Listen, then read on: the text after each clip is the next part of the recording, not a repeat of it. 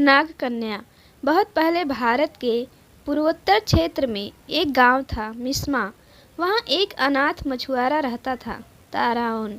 एक दिन वह मछली पकड़ने गया। उस दिन मछली के स्थान पर एक नाग उसके जाल में फंस गया।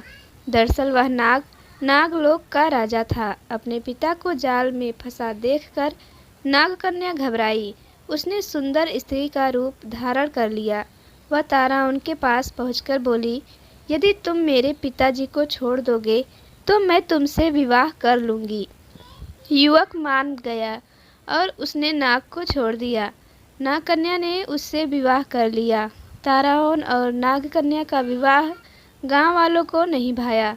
उन्होंने विवाह की खबर राजा को दे दी। राजा ने ताराओन को बुलाकर कहा, तुमने हमारी परंपराओं को तोड़ा है, तुम्हें दंड मिलेगा। कल सुबह तुम्हारे और मेरे मुर्गे में लड़ाई होगी।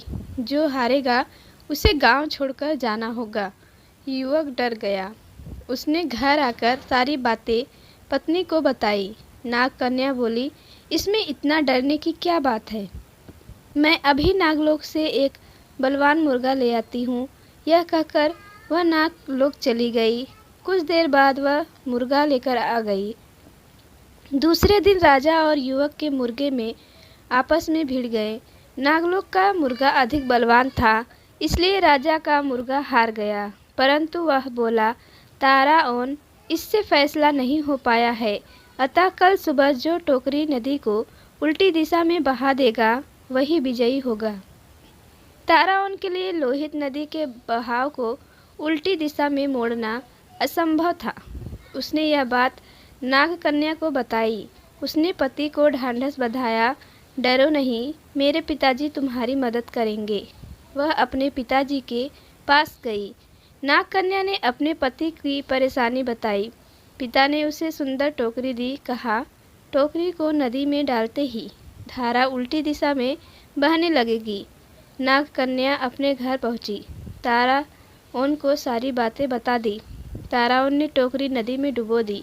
इस पर तुरंत नदी का बहाव उलटकर राजा के महल तक पहुंच गया। ताराओन खुशी से झूम उठा। वह राजा से बोला, राजन, मैं जीत गया हूँ। शर्त के अनुसार आपको यह गांव छोड़कर चले जाना चाहिए। राजा कहाँ हार मानने वाला था। वह बोला, इस निर्णय को भी अंतिम नहीं माना जाएगा।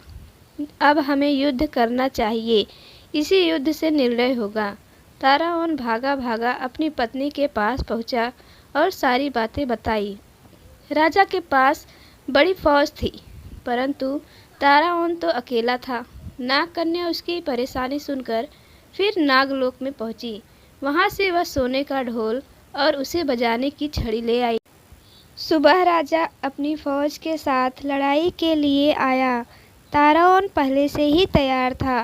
राजा और फौज को देखकर नागकन्या ढोल बजाने लगी। ढोल की ढमढम सुनकर वृक्ष, जानवर, घास, पत्ते आदि नाचने लगे। राजा और सैनिक भी हथियार फेंककर झूमने लगे। अब ताराओन और उसकी पत्नी नागकन्या गांव के राजा रानी बन गए। आज भी अरुणाचल के वंशज ताराओन जनजाति के नाम से जाने जाते हैं। कहानी पसंद आई हो तो लाइक करिएगा और आप सभी का बहुत बहुत धन्यवाद कहानी सुनने के लिए। सब्सक्राइब करना न भूलें।